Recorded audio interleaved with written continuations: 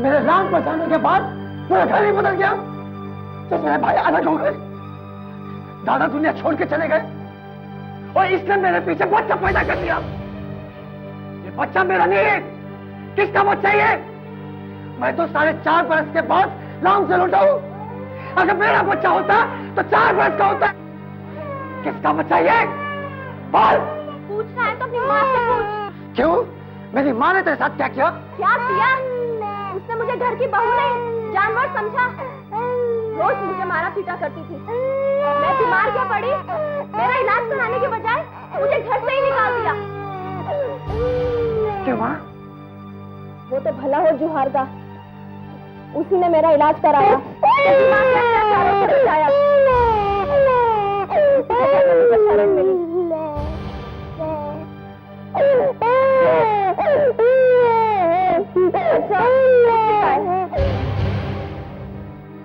ठीक ही तो कह रही है।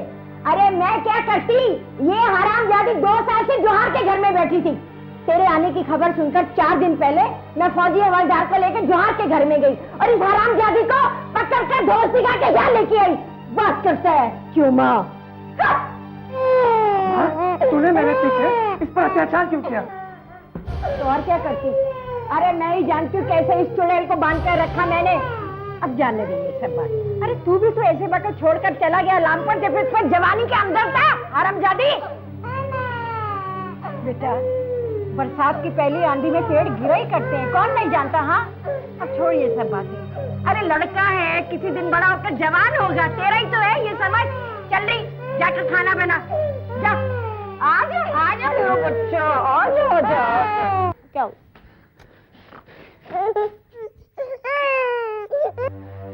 मेरा पहुंच उतर हुआ। जल्दी कर।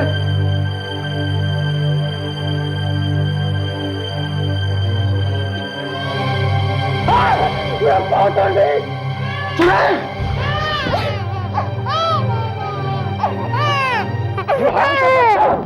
मैं आज इस नदी में फेंक देता हूँ। बच्चा मुझे दे बुलाना दे। मेरा मरण है, मुझे चाहे जितना भी मार ले, लेकिन मैं बच्चे को नहीं पिटने दूंगी। इससे हाथ मत लगाना। बच्चे को, बच्चे को। चुड़ैल, इस बच्चे की वजह से तूने मुझे धक्का मारा।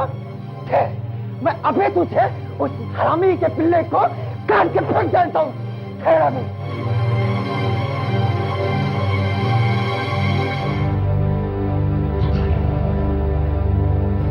हरामजादी,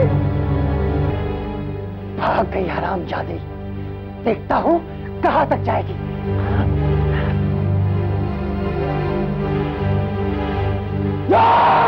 बाहर निकल, कहाँ छुपा रखा है मालिक को? वरना मैं तेरा क्या कर दूंगा। बाहर निकल।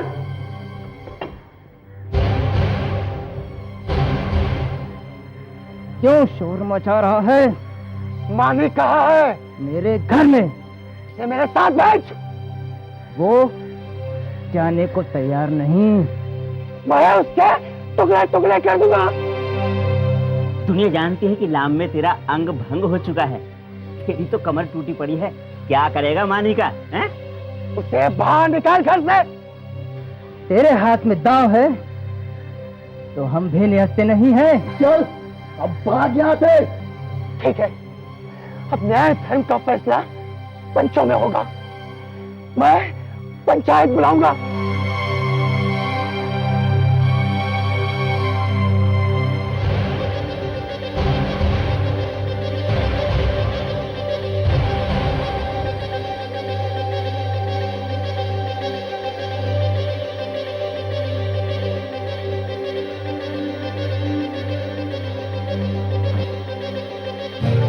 मैंने सबकी बात सुनी और मेरा फैसला ये है कि मानी हर सिंह की ब्याहता बीवी है,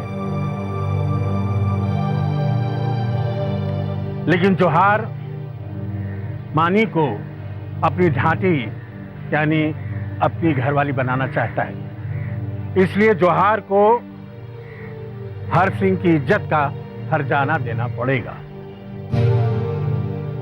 हर्जाने की रकम क्या होगी माई बाप? 100 रुपया।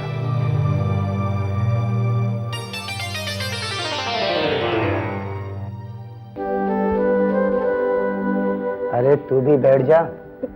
तुम खा लो पहले। खा ले थोड़ा सा। नहीं नहीं, खा लो तुम। जैसी तेरी। हर सिंह, आइए आइए पंजी। राम राम राम राम। प्रणाम पंजी। बैठो बैठो भाई बैठो। आप बैठिए। अरे भाई, हमें तो बहुत खुशी है कि तुम्हें संभालने के लिए एक बीवी आ गई। कपकोट के किसान की बेटी है पंची। रिहा करने लाया है इसे। ढाटी के रूप में चुका कर लाया हूँ। क्यों? ये पहले किसी और की बीवी थी? ये नरमा गांव की अच्छे खाते पीते परिवार में बिहाई थी। 2 बच्चे थे इसके। देवता की माया से दोनों जाते गए। इसके मालिक ने दूसरा ब्याह कर लिया और इसे दूर गांव की जमीन में डाल दिया। क्यों? घर में क्यों नहीं रखा? बुरी आदत थी उसको। जुआ खेलता था, शराब पीता था। उसने कर्ज में इंगल की जमीन बेच डाली और फिर इसे सोत के वहां ले गया। एक दिन इसके मालिक ने और सोत ने दोनों ने मिलकर इसे बहुत मारा, बहुत पीटा। ये रोते हुए अपने मायके चले गए। मैं कपकोट इसके बाप के यहाँ ठहरा था। उसी ने इनकी कहानी सुनाई मुझको। फिर मैंने उनसे कहा कि अगर आप चाहो तो इनके मर्द से बात कर लो। मैं जितना भी जड़ जेवर खर्चा हुआ है वो देकर इसे अपनी ढाटी के रूप में रखने को तैयार हूँ। तो इसका मर्द तैयार हो गया? वो तो इससे पीछा छुड़ाना चाहता था। और जानते हो पंची, हर जाने में 300 रुपये मांगे मुझसे। 300? अरे ये तो बहुत बड़ी रकम है। बहुत मक्कार है। 300 रुपया मैंने सारे पंचों के सामने दे दिया और अपनी ढाटी बनाकर ले आया अपने पास। कुशली, जी पंजी। बड़ा नेक आदमी है हर सिंह। पर गांव के लोग अच्छे नहीं हैं। बाहर जाती हूँ तो भाभी भाभी कहकर बुरी नजर से देखते हैं। औरतें मिलती है तो एक ही बात कहती हैं। क्या? यही कि तूने क्या सोचकर हर सिंह को पसंद किया? वो तो लाम में बेकार हो चुका है। उसका अंग भंग है। तो फिर तू उनसे क्या कहती है? हमारे पास तो सिर्फ एक ही बात है जो हम सबके मुंह पे मार देते हैं। क्या?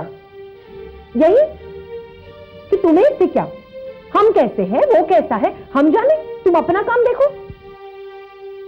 तो बड़ी समझदार है जी। सो तो है। अच्छा भाई, चलता हूँ। प्रणाम। बैठो बैठो। प्रणाम राम प्रणाम प्रणाम। जीते रहो भैया, जीते रहो।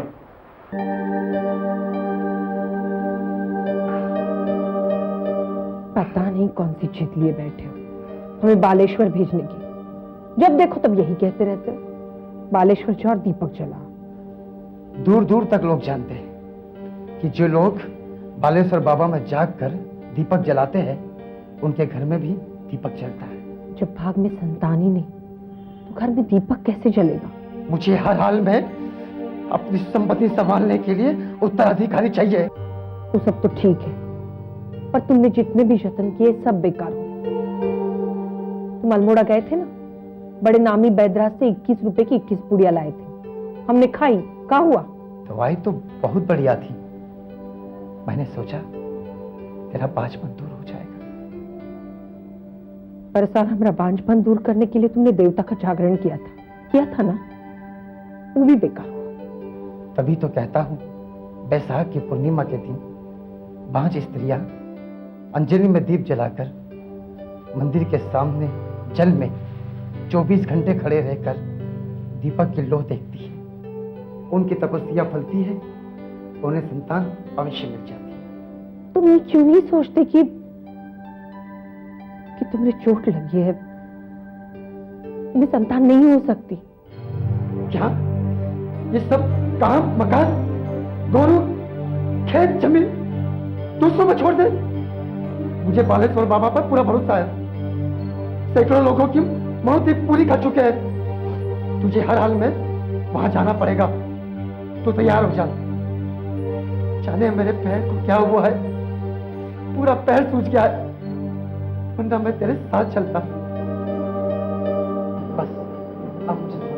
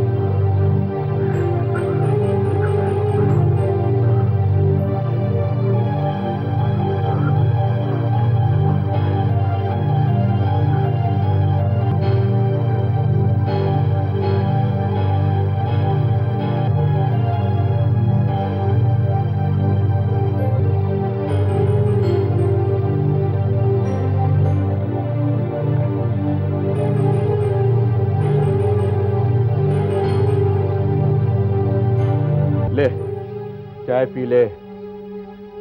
ले ले ले।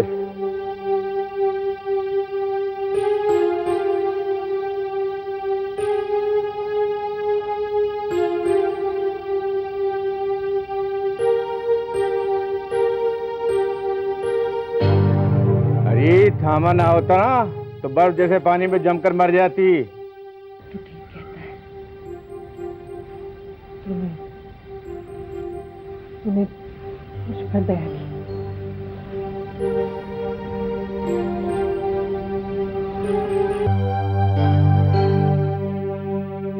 अरे ऐसे क्या देख रही है तू? तेरी शक्ल कुछ पहचानी सी लग रही है। कहाँ देखा था? हाँ, वो पिछले 2 पड़ाव में मिले थे ना, और मैंने तुझसे पूछा था तू अकेली कैसे। हमने कहा था तुझे क्या? मुझे तुझसे कुछ था, तभी तो मैंने तुझे बचा लिया। अब कैसी है तू? आराम है। तो ठीक है, तू अब सो जा। कल सुबह उठकर मेले में चलेंगे। देखना, यहाँ मेले में हर औरत के साथ एक आदमी होता है। बालेश्वर के मेले में जोड़े ही आते हैं। अब तू बालेश्वर आई है तो मेला भी देख ले। ला ला मुझे। अब तू थोड़ा आराम कर ले। चल लेट जा, सो जा। कल चलेंगे मेले में। चल ले।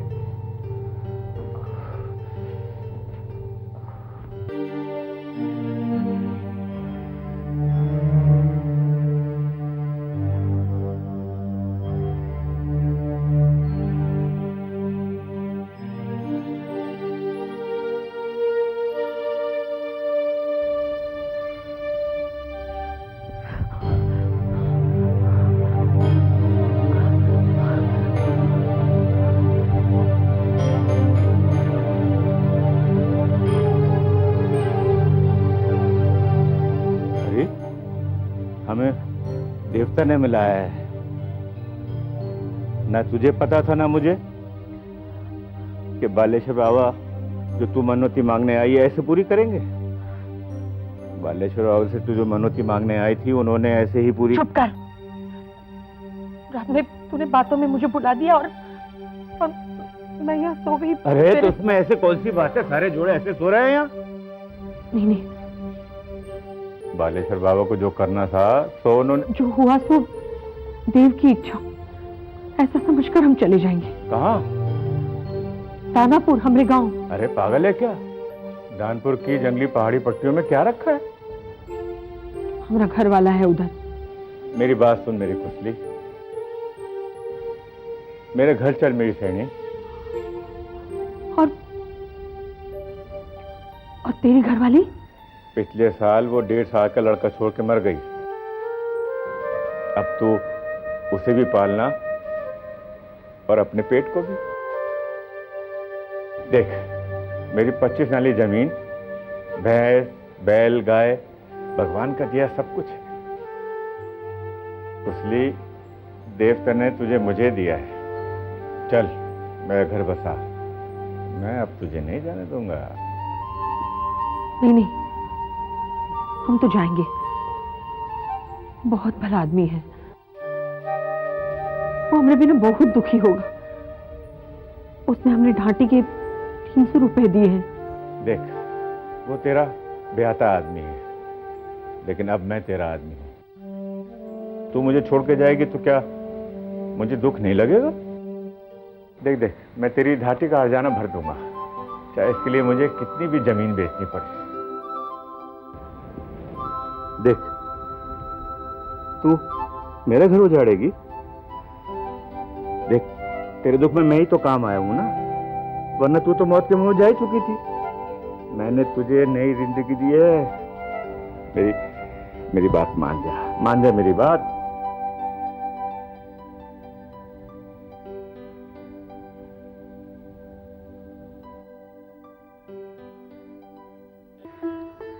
हाँ, अम्मा, $100 महाराज, पंडित कृपादत्त जी आए हैं, कुछ जलपान लेते हुए आओ। कुछ दिन पहले मुझे कुशली मिली थी। कुशली मिली थी? अम्मा, सुना? पंडित जी को कुशली मिली थी। प्रणाम महाराज। दूध कहाँ है वो चुड़ैल महाराज? मैं कटेरा गांव के पास से गुजर रहा था, देखा एक बाग में कुशली सिर पर घास का बोझ लिए जा रही थी। मैंने उससे पूछा, अरे तू हरसिंह को छोड़कर यहाँ चली आई? आपने पूछा महाराज?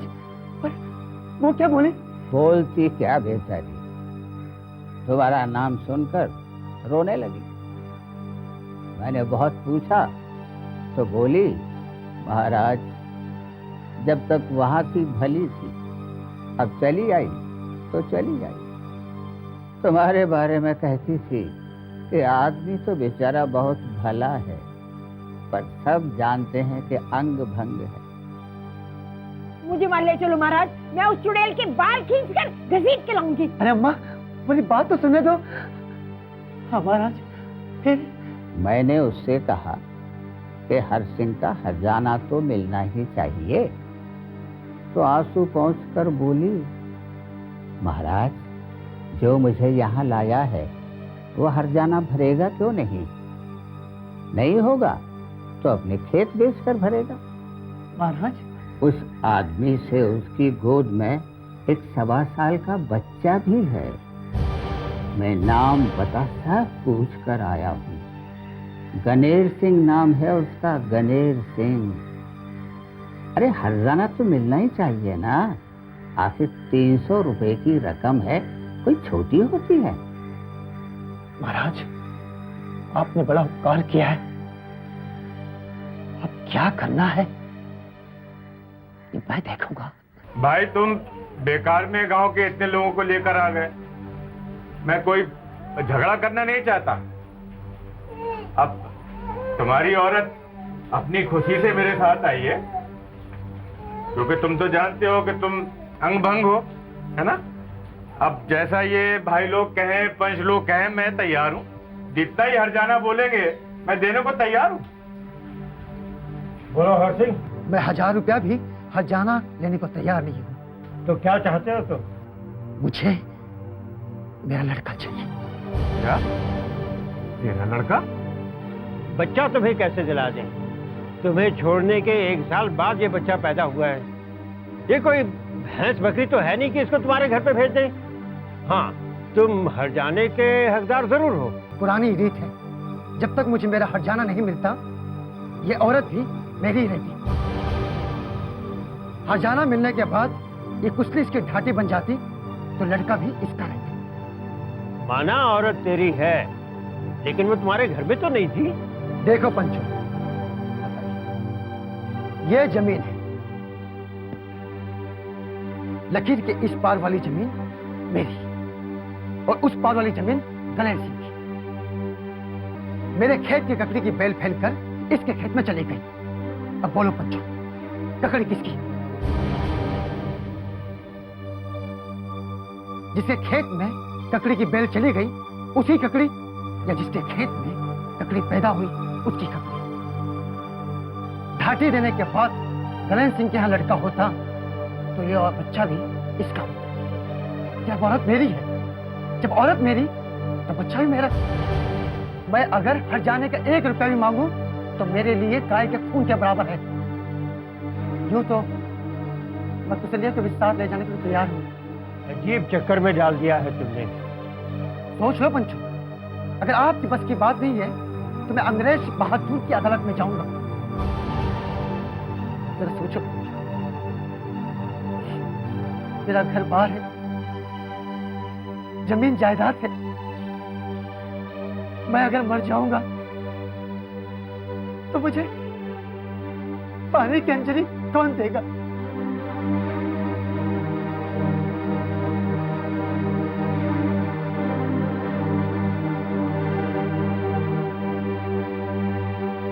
सुनो भाइयों, पंचों की राय है कि यह बच्चा हरसिंह का है।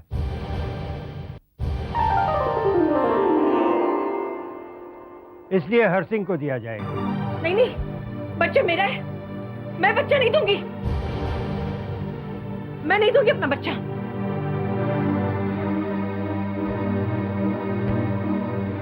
अरे भगवान, कौन छीनता है तुझसे तेरा बच्चा? कुसली, तू अपने घर चल, तू उस घर की मालकन है और ये बच्चा मेरी जमीन जायदाद का उत्तराधिकारी है।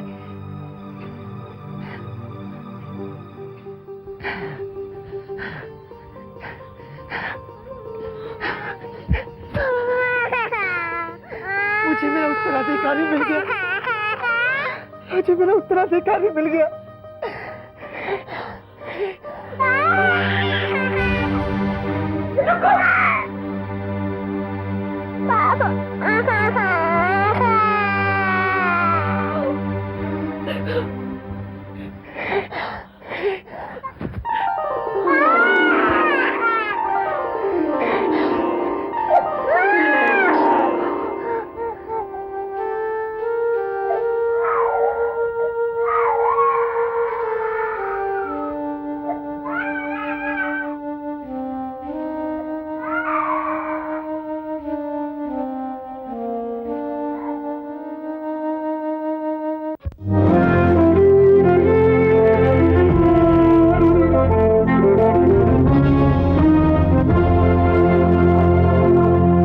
यशपाल हिंदी के एक बहुत बड़े उपन्यासकार, कहानीकार और निबंधकार थे।